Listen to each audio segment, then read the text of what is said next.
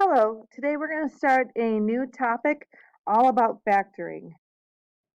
So we're going to start off by finding the prime factorization of monomials. So what you're going to do is you're going to be given a number and you're going to want to take and you're going to want to break down that number. So you're going to think about like what multiplies to get this number. So for the 1,350, what we're going to do is we're going to break it down. I see that it ends in a 0, which means it's divisible by 10. So if I divide by 10, I get 135. Now each of these branches then we have to keep on breaking down. 10 is 2 times 5, and each of these are prime numbers, which means they cannot be factored any further. So you want to keep on breaking every number in this like factor tree down until you only have prime numbers. So 135, I see that it ends in a 5, which means I can divide by 5. And if I do, I get 27. Now the 5 part can't be broken down further, but the 27 part could. It's 9 and 3. And 9 keeps getting broken down. So all of these numbers at the bottom of this factor tree is going to be how we write out this prime factorization. So we're going to start with the smallest of these numbers. The smallest of the prime numbers is 2.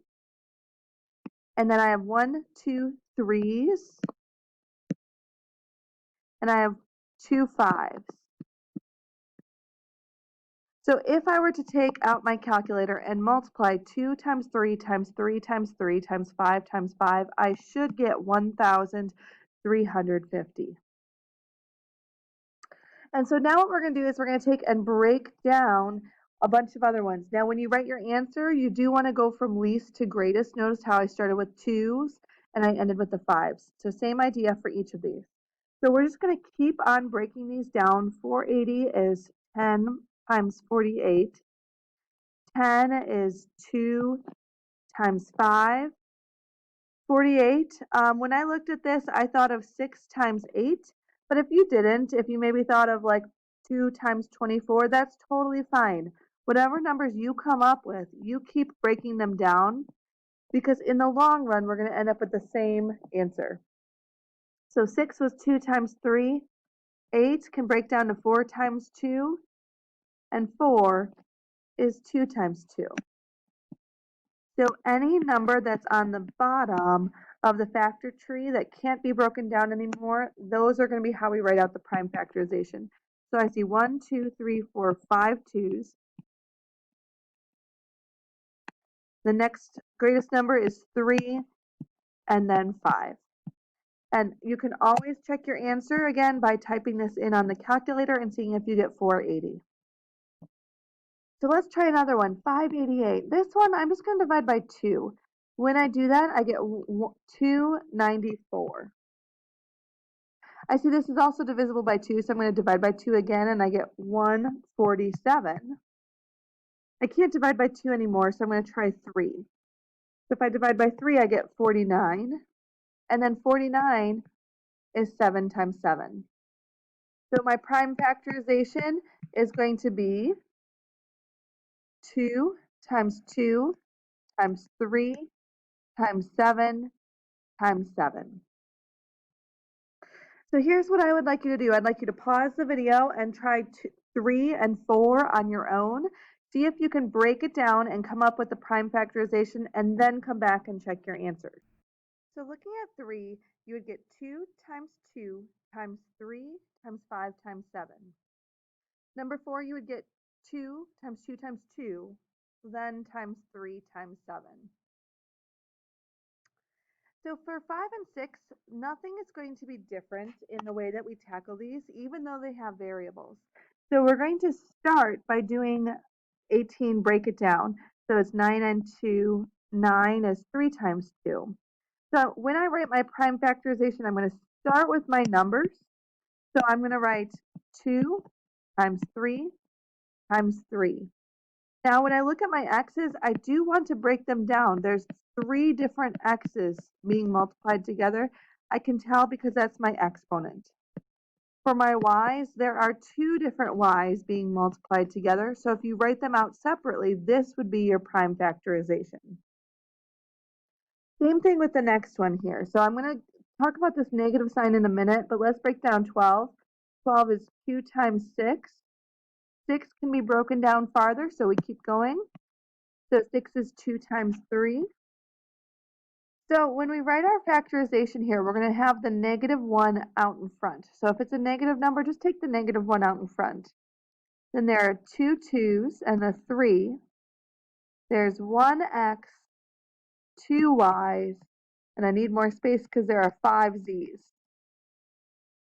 All of these being multiplied together would give you -12 xy squared z to the 5th. So now what we're going to do is we're going to take these ideas of these prime factorizations and we're going to apply them to something new. We're going to find the greatest common factor. This is known as your GCF, okay? We're going to find the greatest common factor of two numbers. Now, if you can look at numbers and just identify the largest factor that goes into both of them, that's awesome. So if you can look at 18 and 45 and realize that a number goes into both of those, just write it down. That's fine. If we need to find it a different way, what we can do is we can take each of these and break them down. 18 is 9 times 2, and 9 is 3 times 3. 45 I can break down as 9 times 5. And so what you do is you list your prime factorization for each of the numbers. So 18 is 2 times 3 times 3. 45 is 3 times 3 times 5. To find your greatest common factor, now you want to look for what do they have in common. So the question is, what do you see in both of them? So there is a 3 that they have in common, but there's also another 3 that they have in common. So your GCF is going to be 3 times 3, or 9. And looking back at your numbers, hopefully that makes sense because 9 goes into 18 and 9 also goes into 45. So let's take this next one and break it down. 32 is 2 times 16. 16 is 4 times 4, and each of those are 2 times 2. 80 is 8 times 10, and I can break down 8 to 4 and 2, and then further into 2 and 2. 10 is 5 times 2. So -32 would be -1, and then 1, 2, 3, 4, 5 2's. 80 would be 1, 2, 3, 4 2's, and a 5. Now to find our GCF, again, we ask ourselves, what do they have in common? So I have 1, 2, and another, and another, and finally one more 2. They actually had 4 2's in common. So what we're going to do is 2 times 2 times 2 times 2, or 16. Our greatest common factor for those should be 16. Now, for this one's a little bit different because there's some variables involved. So you have 3x and 6. 3x is just 3 times x. 6 would be 2 times 3. So for our GCF, we still want to look at what they have in common, which in this case is just a 3, but we're also going to have to start looking at our x's. So looking at the next one, I take 8x cubed and I break it down. It's 2 times 2 times 2, and there are 3 x's after that. For 2x, it is 2 times x. So they have, for their GCF, 1, 2 in common, but they also have an x in common. So your GCF would be 2x. Let's take a look at the next one. 21 is 7 times 3. So 21x to the 5th and y to the 3rd is 3 times 7, and then 1, 2, 3, 4, 5 x's, and 1, 2, 3 y's. 18 is 6 times 3, and we can break that down further. So 18x squared y cubed would be 2 times 3 times 3, and then 2 x's, and then 3 y. So for your GCF, you ask yourself, what do they have in common? So there's a 3 that they have in common. And now we're going to do our variables as well. So there's one x and another x. And they have 1, 2, 3 y's that they have in common. So the GCF for this should be 3x squared y cubed. And looking back at your numbers again, let's see if that makes sense. 3 goes into the numbers, and then x squared and y cubed goes into the variables. So let's try one more here together. We're going to take 4x and we're going to break it down. It's 2 times 2 times x. Negative 8 we can break down as negative 1, and then 2 times 2 times 2.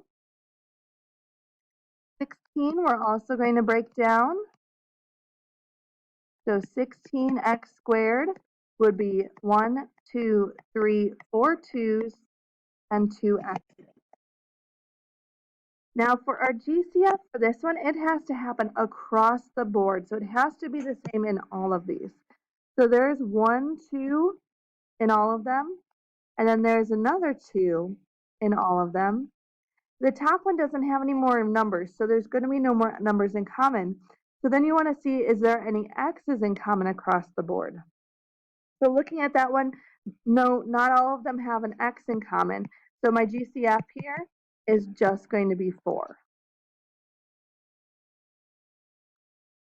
The last 3 here are all the same type of idea. It's just that they have addition or subtraction with them. So looking at these, you want to figure out what's the largest number that goes into every term, and then how many variables can go into every term.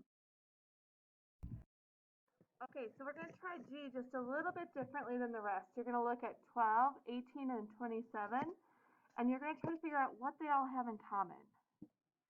So 12, 18, and 27, 3 goes into all of those. Then look at your x's, and you figure out how many x's do they have in common. Each of them have at least 1. Some of them have more. So we're going to say our GCF here is 3x. The last thing is, if your first coefficient is negative, your GCF here is going to end up being negative. So if your leading coefficient is negative, you're going to say your GCF is negative. Let's take a look at h then. So for h, taking a look at that, what number into both 8 and 24? And you might be thinking, well, 2 goes in there, but so does 4. But so does 8, actually. So when you're looking at 8 and 24, 8 is going to be the largest number that goes into both of those. And for your y's, how many y's do they have in common? Well, they both have at least 3. Some of them have more. So let's try this method one more time for the last one. 12, 8, and 6. Our GCF here, each of them have a 2 in common. They have, looking at the x's, they all have 3 x's, some have more.